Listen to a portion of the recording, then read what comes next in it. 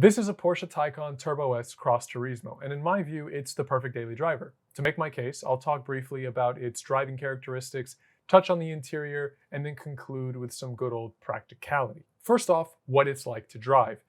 If I had to use one word, I would say that it's fast. The Taycan Turbo S isn't like any other Porsche. It's electric, and that electric motor produces 750 brake horsepower and 774 pound-feet of torque, driving all four wheels from 0 to 60 in just 2.7 seconds. Now, batteries are very heavy, and as you would expect, it does affect the driving feedback, but not enough to really be an issue. It still has that lively Porsche driving experience.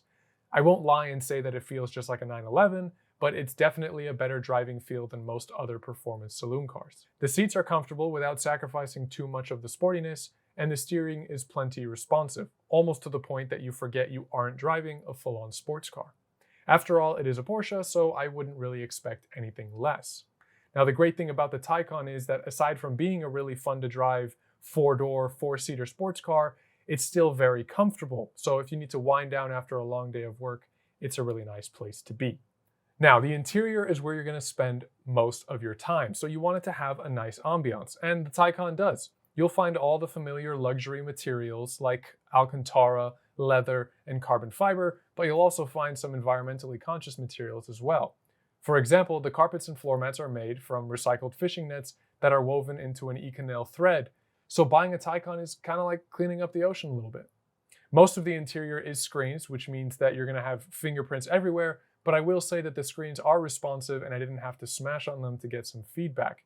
They work about as smooth as you would expect from any modern touchscreen phone. Now, arguably one of the most important parts of any daily driver is how practical it is, how convenient it can make your life. And for that, the Taycan has quite a few features. It's got active cruise control, lane keep assist, surround view, self-parking, and it even has night vision if you decide to take up a career as a spy. You've probably noticed that the Cross Turismo is a wagon, so the storage in the back hatch is 446 liters. And if you lay the seats down, that goes up to just over 1,200 liters. Unlike most supercars and performance saloons, it has decent ground clearance at 20 millimeters, and that can go up to 30 millimeters if you get the optional off-road design package. Now, this is an electric car, so what about range? Well, I'm glad I asked, because that is one of the downsides of this car. The Turbo S is rated at 201 miles to the charge, but that's okay, because the Porsche Recuperation Management System can capture up to 90% of your braking energy to stretch out that range just a tiny bit more. Overall, I love this car. It drives brilliantly, and it gives me hope that an electric future doesn't have to mean a boring drive in your day-to-day. The Taycan is exciting, it's comfortable, it looks amazing, and I don't really need much more than that in a daily driver. I should mention it is a bit on the pricey side.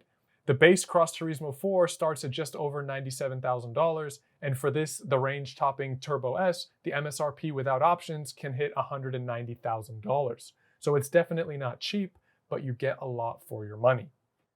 That's all I have for you today. I wanted to say a quick thank you to Porsche of Ontario for loaning me this Taycan to shoot for this video, so I will leave a link in the description below to their website, the posting for this car if it is still for sale, as well as their YouTube channel where you can check out some other Porsche-related content that they make. Please like, subscribe, and leave me a comment below if you agree, disagree with my conclusions on the Taycan. I'd love to hear your opinions, and I will see you next time.